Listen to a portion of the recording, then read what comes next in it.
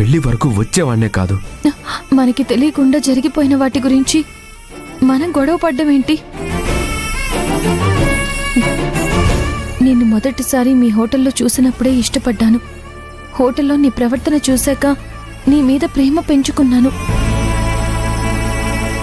నాకు మీరు నచ్చారు కాబట్టి మీతో కలిసి బతకాలని ఆశపడ్డాను.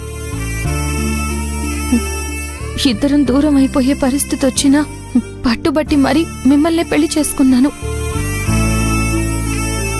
మన పెళ్లి జరగకుండా ఉంటేనే బాగుండేది. ఎందుకు మాధవ్ అలా మాట్లాడతావు? మీ అన్నయ్యని నేనేం కాదనలేదు. అసలు కనీసం మీ అన్నయ్యని నేను చూడలేదు. నేను మొదటిసారి చూసింది, ఇష్టపడింది మిమ్మల్ని. అందుకే మిమ్మల్ని ప్రేమించాను, మిమ్మల్ని పెళ్లి చేసుకున్నాను. మీ అన్నయ్యతో పెళ్ళన్న ఆలోచన నాకు లేదు, మా వాళ్ళకి లేదు. ఒకవేళ నన్ను కాకుండా నాకంటే ముందు ఇంకెవరినైనా చూసుంటే వాళ్ళని ప్రేమించేదానివా?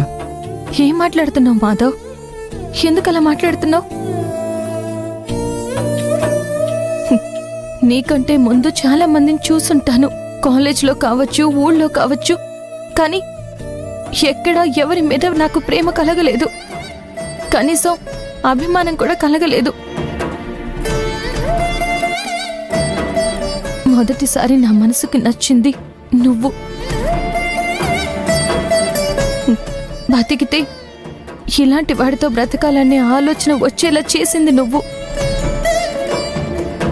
అందుకే నిన్ను ప్రేమించాను, నిన్నే పెళ్లి చేసుకున్నాను.